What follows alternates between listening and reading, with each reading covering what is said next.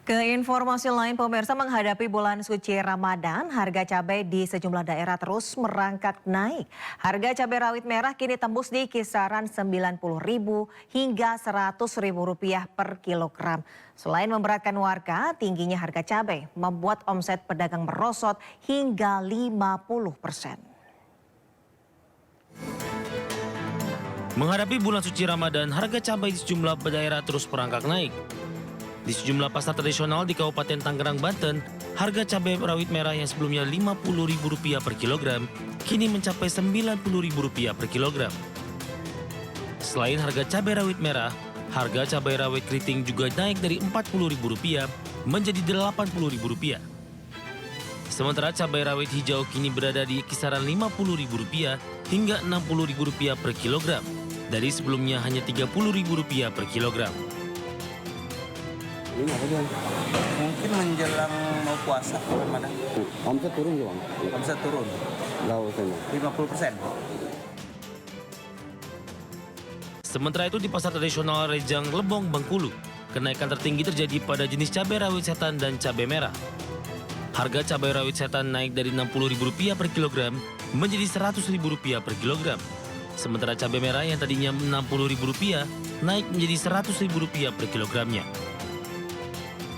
Para pedagang mengaku kenaikan harga cabai ini sudah terjadi dalam sepekan terakhir akibat minimnya pasokan dari daerah penghasil.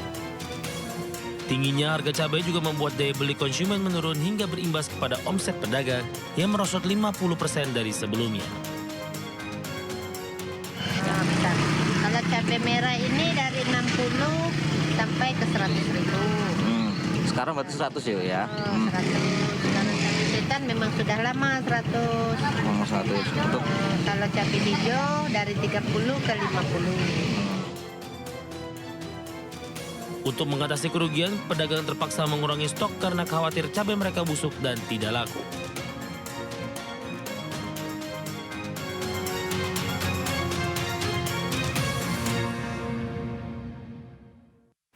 Sementara itu, menyiasati kenaikan harga, para pemilik warung makan terpaksa mengurangi keuntungan dan menjual dengan harga sama. Sudah ada Ismalia yang memantau di salah satu rumah makan Padang di Jakarta Pusat. Silakan Ismalia. Ya, selamat siang Rosalin dan juga pemirsa. Harga beras yang terus melonjak tentunya berpengaruh kepada setiap elemen masyarakat, terutama berpengaruh pada pemilik warung makan. Mereka harus memutar otak, mensiasati bagaimana cara mereka untuk menghadapi kenaikan harga beras yang terus melonjak beberapa waktu ini. Dan saat ini saya berada di rumah makan Padang di daerah Jakarta Pusat. Saat ini kami juga sudah terhubung dengan pemilik warung makan yakni Pak Ahmad. Kita akan tanya-tanya secara lengkapnya bagaimana cara ia mensiasati kenaikan harga beras. Ya, selamat siang Pak Ahmad. siang Ibu. Ya Pak Ahmad, ini kan untuk harga beras ini naik terus ya akhir-akhir ini. Nah, bagaimana Pak Ahmad sebagai pemilik warung makan mensiasati hal tersebut? Ya sebetulnya kami sih merasa keberatan adanya bahan pokok mahal, terutama beras ya. Secara tidak langsung keuntungan Bapak sebagai pemilik warung makan ini berkurang, Pak? Udah pasti berkurang dari semula ya. Ibaratnya yang tadinya kita untung bisa taruhlah 40% ya, sekarang paling 20%. Untuk sementara kita bertahan dulu. Terima kasih Pak Ahmad atas waktu dan penjelasannya. Ya, Rosalin dan juga pemirsa, tadi kita juga sudah mendengarkan pemilik warung makan ini menjabarkan bagaimana cara mensiasatinya, yang dimana para pemilik warung makan ini sebenarnya ada beberapa cara dengan cara menaikkan harga atau mengurangi porsi. Namun untuk di warung makan ini mereka memilih untuk menjaga kualitas. Dari Jakarta, Ismalia, Erin Nugraha, iNews melapor. Pemirsa, pemerintah Thailand mulai memberlakukan kebijakan barunya untuk para pelancong yang datang ke negaranya dengan membawa uang minimal 15.000 baht Thailand atau 6,5 juta rupiah. Menteri Pariwisata dan Ekonomi Kreatif Sandiaga Salahuddin Uno menghimbau masyarakat Indonesia agar berwisata di Indonesia aja dibandingkan ke Thailand. Hal tersebut diungkapkan Sandiaga Uno saat menanggapi kebijakan baru pemerintah Thailand yang mewajibkan para turis menyiapkan 6,5 juta rupiah per orang saat berkunjung ke Thailand. Menparekraf Sandiaga Uno menilai hal itu tidaklah cocok diterapkan di Indonesia.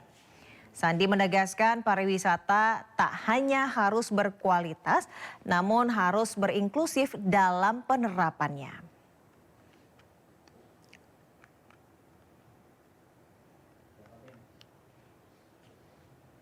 Konser-konser berkualitas untuk menggerakkan perekonomian kita. Itu menurut saya diarahkan untuk kita supaya spending, supaya kita di Thailand itu paling tidak minimal yang datang itu yang berduit gitu. Jadi belinya nggak yang murah-murah aja. Saya kurang setuju dengan pendekatan seperti itu, karena pariwisata itu jangan hanya dilihat dari tebalnya kantong. Memang dari segi dampak ekonomi itu akan terasa kalau belanja.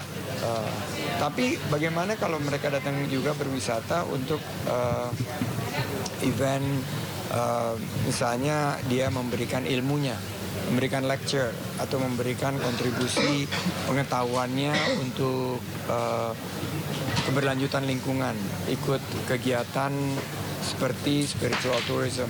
Mungkin dari segi spendingnya nggak besar, tapi dari segi dampak terhadap lingkungan dan dampak terhadap ilmu pengetahuan itu lebih terasa. Dan buat masyarakat Indonesia yang biasa ke Thailand tapi sekarang harus menunjukkan 6,5 juta, udahlah, nggak usah jauh-jauh ke Thailand, cukup berwisata di Indonesia aja.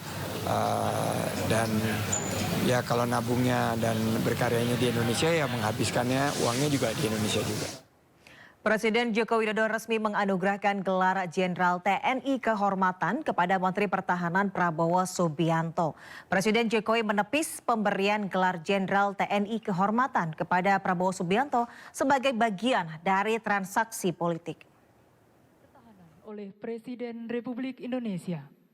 Presiden Joko Widodo memberikan penghargaan kehormatan kenaikan pangkat kepada Menteri Pertahanan Prabowo Subianto dalam acara rapat pimpinan TNI Polri di Markas Besar TNI Cilangkap, Jakarta Timur, Rabu pagi.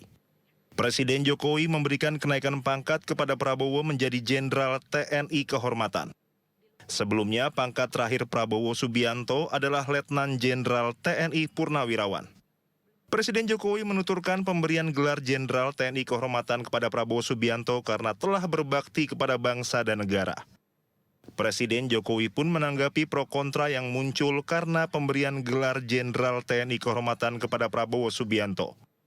Menurut Jokowi, pemberian gelar seperti ini bukan hanya sekali ini saja dilakukan negara.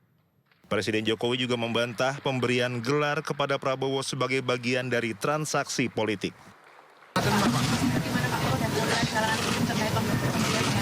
Ini kan juga sudah bukan hanya sekarang ya, dulu diberikan kepada Bapak Susilo Bambang Yudhoyono, pernah diberikan kepada Pak Luhut Binsar Panjaitan.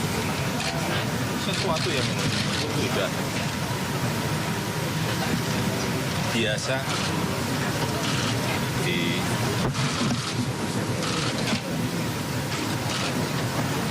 TNI maupun di Polri. Sebelumnya, penyematan Jenderal Kehormatan untuk Prabowo Subianto menuai banjir kritik dari berbagai pihak. Apalagi Prabowo tersandung kasus dugaan pelanggaran hak asasi manusia ketika masih aktif menjadi prajurit TNI yang sampai saat ini belum jelas tindak lanjutnya. Tim Liputan iNews melaporkan. Hadirin yang kami hormati, selanjutnya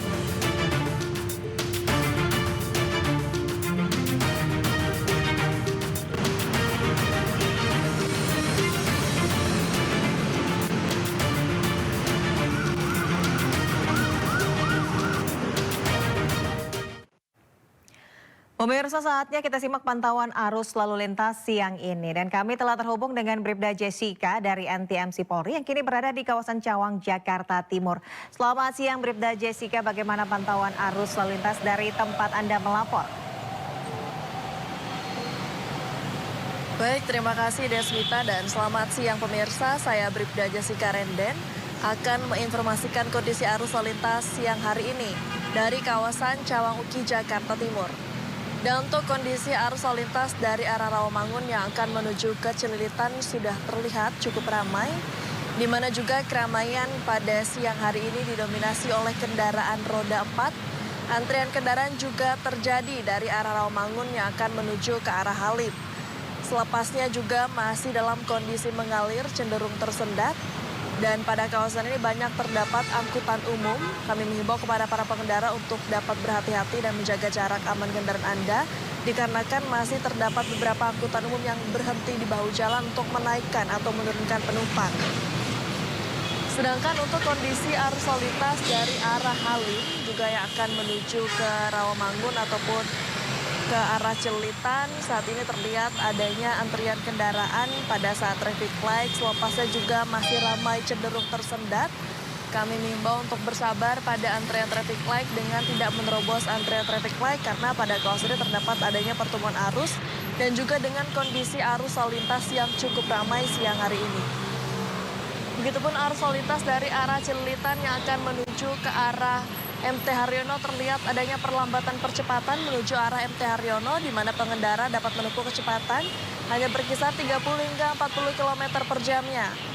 Hal yang sama juga terjadi dari arah Cilitan yang akan menuju ke arah Rawamangun, terlihat adanya antrian kendaraan pada saat traffic light dan pada kawasan ini juga banyak terdapat kendaraan besar seperti bus pengangkut penumpang ataupun truk pengangkut barang, dan kami mengimbau kepada para pengendara agar dapat mengkondisikan jarak aman kendaraan Anda, juga berhati-hati serta mengantisipasi adanya kendaraan besar tersebut. Sedangkan dari dalam tol, kondisi arus lalu lintas siang hari ini masih terlihat dalam kondisi mengalir lancar meskipun pengendara hanya dapat menempuh kecepatan berkisar 40 km per jamnya. Dan kami ingatkan juga para pengendara untuk dapat berhati-hati dan berwaspada terhadap banyaknya aktivitas masyarakat pada kawasan ini seperti pejalan kaki yang akan menyeberang. Untuk itu kami menghimbau pada para pengendara pada antrian traffic light agar dapat berhenti di belakang garis stop untuk menghormati hak pejalan kaki yang akan menyeberang pada kawasan ini. Dan kami terus mengimbau kepada para masyarakat, khususnya para pengendara, untuk dapat mentaati peraturan lalu lintas yang ada serta mengikuti arahan petugas kami yang ada di lapangan. Dan pemirsa, bagi Anda yang ingin mengetahui selengkapnya mengenai kondisi arus lalu lintas, Anda dapat menghubungi call center kami di 15669, juga SMS center kami di 9119. Stop pelanggaran, stop kecelakaan, keselamatan untuk kemanusiaan. Indonesia tertib, salam presisi, dan kembali ke Deswita di studio.